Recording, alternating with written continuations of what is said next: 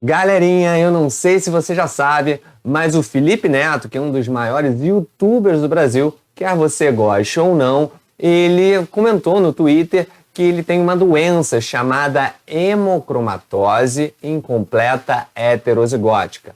E caramba, que nomezão, né? O que é essa doença? E ele já falou que vai ter que monitorar a vida toda, uma doença de origem genética, então, né, não tem uma cura relacionada a isso, mas tem um certo tratamento e é uma doença que tem que monitorar a vida toda. É uma doença que muita gente pode achar que é muito rara, mas não é não. Então, eu acho que é importante você ficar sabendo sobre isso, porque isso vai acometendo pessoas ao longo do tempo e eu acho que você primeiro tem que dar esse like e a gente vai falar disso após a vinheta.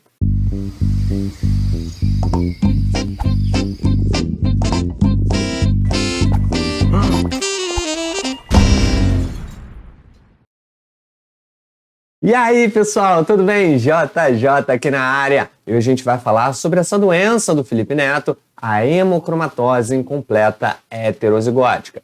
É uma doença em que ela não é tão rara assim como a gente pode pensar, não é das mais faladas, obviamente, mas é uma doença que tem que ficar em constante monitoramento mesmo, tá? E ele mesmo falou disso na postagem que ele fez no Twitter. Tranquilo, pessoal? Bem, a gente vai falar um pouquinho sobre ela, que eu acho que é muito importante, sabe por quê? Porque talvez você esteja me assistindo e é bastante jovem, acha que não tem essa mutação no seu DNA. Porém, essa doença ela começa a ser manifestada a partir dos 40 anos. Então, dos 40 aos 60, né, que a pessoa começa a se manifestar. Ou seja, você, assim como eu, né, a gente pode ter essa mutação e a gente, na verdade, nem sabe sobre isso, tá, galera? Então é importante você já saber bastante sobre isso. É claro, eu vou estar aqui, né, ajudando vocês a entenderem um pouco mais sobre essa doença. E é claro, com tratamento, a gente tem aí, né, diversos tratamentos que ajudam bastante a atenuar os sintomas. Como é um problema aí de origem genética, né, ele não tem uma cura, tá? Mas existe um tratamento que até o momento a gente considera como bastante eficaz, tá? E que vai perdurar durante a vida toda, como ele próprio falou. Bem, galera, antes a gente vai falar um pouquinho sobre a descoberta dessa doença, tá? Antes de tudo, eu já peço, poxa, dá esse likezinho, coloca ali no botãozinho, né? Se inscreve no canal que eu tô sempre colocando aqui novidades, né? A respeito de doenças, a respeito de vacinas, a respeito de biologia, tudo que envolve biologia eu posto aqui no canal, qualquer novidade. Então acho que é interessante aí, tem muita coisa interessante aqui no canal. Acho que vale a pena você dar uma vasculhada nos meus vídeos, tá bom? Agora, galera, primeiro, essa doença não é uma doença antiga, tá? Não é uma doença que ela foi descoberta em 1865 na França, né? Onde a gente teve o primeiro registro.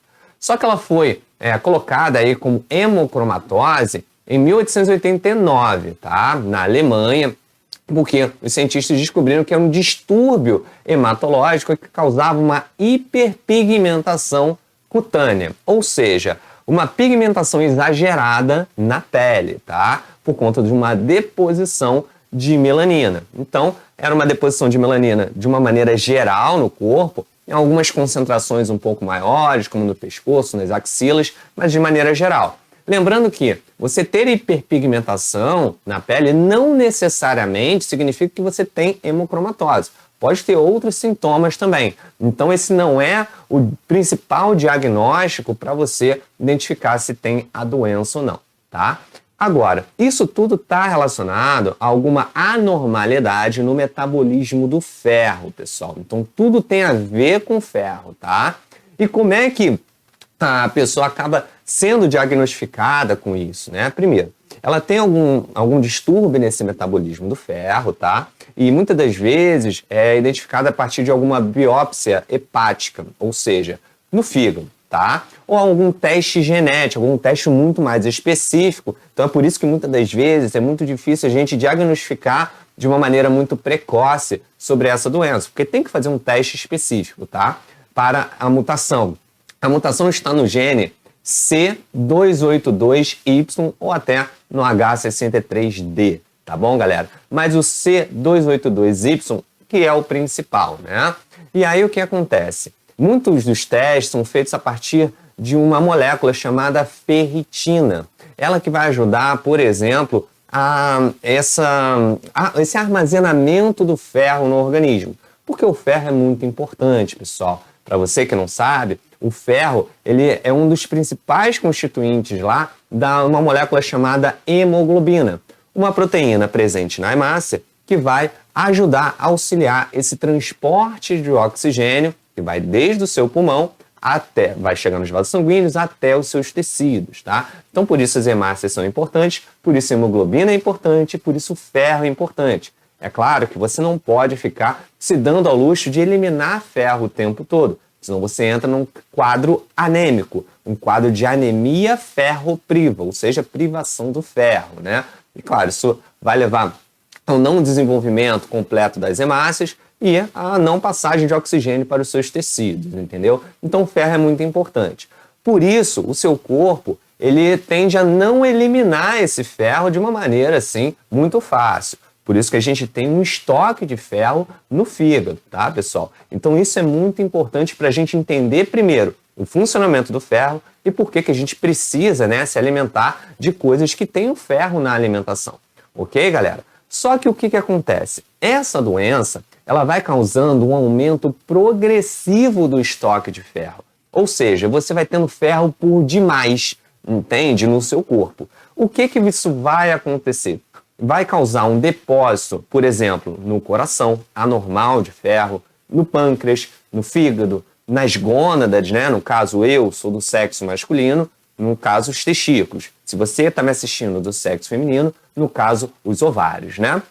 Então, isso vai causar uma série de problemas ao longo do tempo, como, por exemplo, insuficiência cardíaca, né? Alguma cardiopatia, alguma disfunção do coração, tá? Alguma disfunção também hipofisária, porque isso acumula aqui na glândula hipófise, né? Que é a glândula mesh, uma das glândulas mais importantes e que secreta uma penca aí de hormônios essenciais para o nosso corpo, tá? Disfunção também gonadal, né? Ou seja, disfunção aí do testículo ou do ovário, isso vai causar uma série de problemas, como por exemplo, desde a perda da libido, né, até a atrofia mesmo das gônadas, tá? No caso de pessoas do sexo feminino, isso vai interferir também no ciclo menstrual, causando o que a gente chama de amenorreia, que seria a ausência aí da menstruação.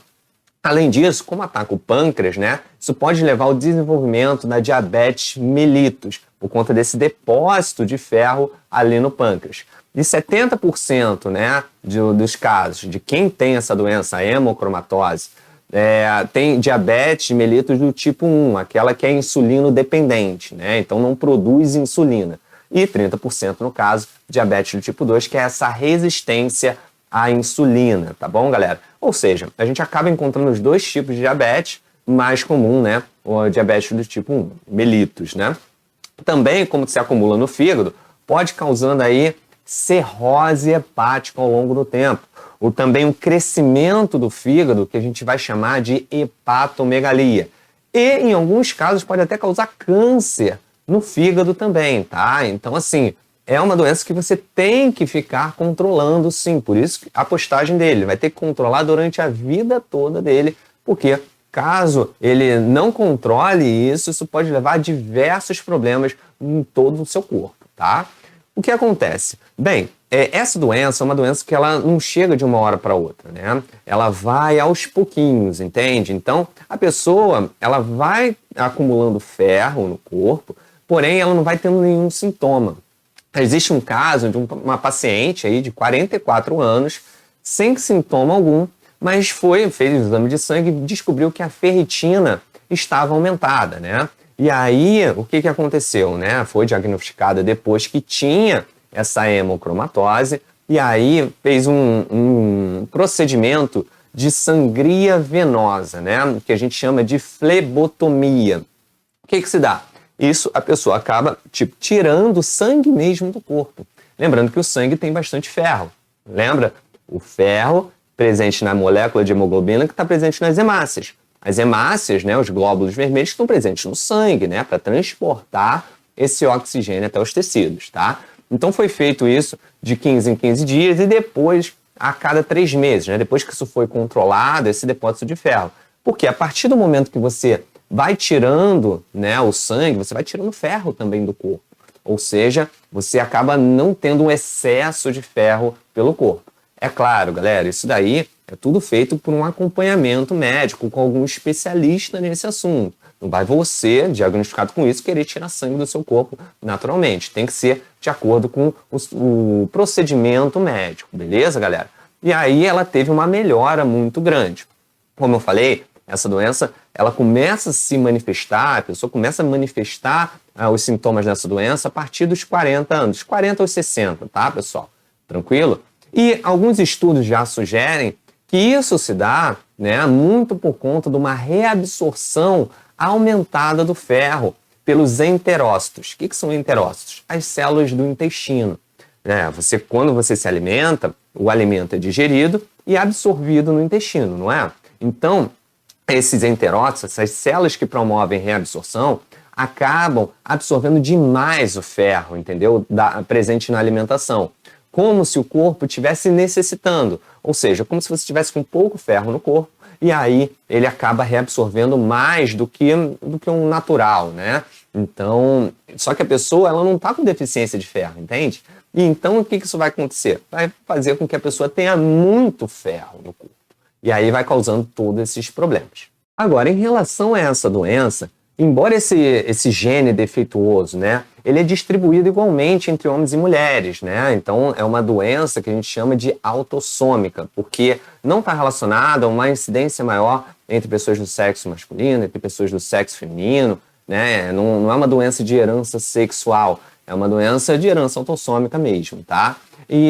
Só que, olha só que engraçado, apesar de ter uma predominância nesse gene aí de igualdade entre os sexos, o que acontece? Essa doença ela se manifesta muito mais em homens. E alguns cientistas acreditam isso muito em virtude do ciclo menstrual da mulher. Porque a mulher ela está menstruando, né, a cada ciclo menstrual, não é isso? Então, quando ela menstrua, ela perde sangue. Se ela perde sangue, ela perde ferro. E isso vai ajudando a esse controle do ferro no organismo da mulher.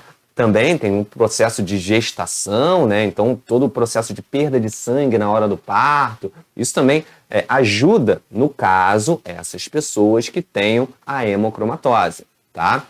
Então isso vai incidir, por exemplo, aí de homens, né? A cada 4 homens que têm a doença, um vai manifestar. Agora, em mulheres, né? Em cada 10 mulheres, somente uma vai manifestar. Então, essa proporção ela é muito maior em homens do que em mulheres. Alguns cientistas acreditam a isso, tá? Agora, como ele falou, ele é heterozigoto, tá? Isso significa que ele só tem uma cópia só desse gene defeituoso, vamos dizer assim, tá? Existem pessoas que são homozigotas, têm as 2 cópias, ou seja, nós somos formados por metade dos genes vindo dos nossos pais, né? Então, metade da minha mãe, metade do teu pai. Você também. Independente se você é mais parecido com a sua mãe ou com o seu pai, isso não importa. Mas você herdou necessariamente metade dos genes da sua mãe, metade dos genes do seu pai. Nesse caso, como ele é heterozigoto, ele pegou uma metade só com um gene defeituoso. Vamos supor que foi a mãe que deu, pode ter sido o pai, a gente não sabe, tá? Mas se foi a mãe, o pai deu o gene normal, ou vice-versa, tá? No caso, se eu tiver a doença e for homozigoto, eu peguei esse gene vindo do meu pai e vindo da minha mãe também. Entende, galera? Então, por isso que ele falou que é heterozigoto. No caso de quem é homozigoto, né, que tem os 2 genes defeituosos, né, essa deposição ela tende a aumentar conforme a idade. Então, vamos dizer assim, que é muito mais forte essa doença com pessoas que são homozigotas. No caso dele, que é heterozigoto, ele não tem esse aumento tão assim progressivo, tá? Então, por isso que ele até pediu calma, galera, né? Não é uma coisa tão grave assim, beleza? A prevalência, por exemplo, olha só, para você entender que essa doença, ela não é tão incomum assim, ela não é tão rara assim.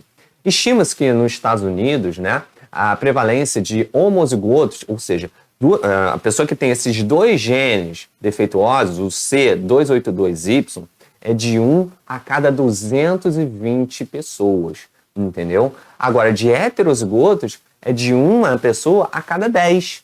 Ou seja, existem muito mais heterozigotos do que homozigotos nos Estados Unidos, né, de acordo com as pesquisas. Então, eles estimam que, no caso de homozigotos, teriam 600 mil pessoas nos Estados Unidos. E heterozigotos, olha só, 27 milhões, pessoal. Para você ter noção de que ela não é tão incomum assim. 27 milhões de pessoas é bastante gente, né? Então, o que acontece? Bem, agora que ele foi diagnosticado, né? Ou no caso, se você descobrir que tem essa doença, o que você deveria fazer, tá? Primeiro, é claro que se você tem um acúmulo de ferro no organismo, você tem que tentar se alimentar de coisas que não tenham tanto ferro assim na alimentação, né? Então, por exemplo, carne vermelha, o próprio fígado, são alimentos aí que têm uma alta concentração de ferro. Então, o ideal seria você tentar evitar. Evitar também, obviamente, alguma suplementação de ferro com vitamina C. Para quem não sabe, a vitamina C, ela ajuda nessa absorção do ferro, tá? Então, ora, não é que você tem que tentar eliminar a vitamina C do seu corpo, pelo amor de Deus, você vai ter outra doença aí, tá? Não é você fazer isso, mas você não ter essa combinação, tá? De um alto teor de ferro com alto teor de vitamina C, entendeu? Evitar também bebidas alcoólicas. Não que a bebida alcoólica tenha a ver com ferro, mas se o ferro causar danos ao fígado e o álcool também, você está tendo dois fatores aí para causar danos ao fígado. Então, o ideal seria você evitar bebidas alcoólicas, já que, teoricamente, o fígado ele vai ter um dano, né? E, claro, se não for acompanhado ao longo do tempo. Tranquilo? Evitar também frutos do mar, como, por exemplo, ostras cruas. Por que ostras cruas? Porque ela pode ter uma bactéria chamada Vibrio vulnificus, tá? Essa bactéria, ela vai causar infecções fatais para quem tem essa doença, entendeu? Porque ela acaba infectando ali o fígado já está baleado e aí, cara, vai gerar, né, problemas aí muito graves para esse tipo de pessoa, tá? Agora, em relação ao tratamento, já falei o que você deve fazer para evitar. Em relação ao tratamento, é claro, isso acompanhado de um médico e tudo mais, né? O seu médico vai dizer o melhor tratamento. Mas, em geral, ocorre uma dosagem de ferritina, tá? A cada 2 ou 3 meses, entendeu? E caso você tenha, né, essa doença, dependendo se for muito grave, você tem que fazer uma sangria. É isso aí, essa sangria que você vai tirar 500 mililitros, é como se fosse uma doação de sangue, né? Você vai tirar 500 mililitros de sangue do seu corpo, né, a cada 3 ou 4 meses. É claro que esse tratamento ele pode variar de acordo com o seu médico, mas em geral é isso, né, essa flebotomia que a gente chama, né? Essa sangria, a gente vai tirar sangue, entendeu? Claro, você vai repondo ao longo do tempo, mas se você tirou sangue, você tirou ferro do seu organismo. E se você tirou ferro do seu organismo, poxa, aí você evita esse acúmulo, esse excesso de ferro no teu corpo, tá? Então, provavelmente, o Felipe Neto vai ter que fazer de tempos em tempos. Agora, se tem algo que é bom relacionado a isso, né? Se a gente pode dizer, se tem algo bom, é que ele pode se tornar um doador de sangue a cada 3 ou 4 meses. Porque, claro, se ele não tem alguma doença infecciosa, alguma coisa assim, né? Ele pode ser um doador de sangue. Isso aí. Esse sangue que foi retirado dessa sangria, em vez de ser jogado fora, pode ser utilizado aí nos bancos de sangue para outras pessoas, né?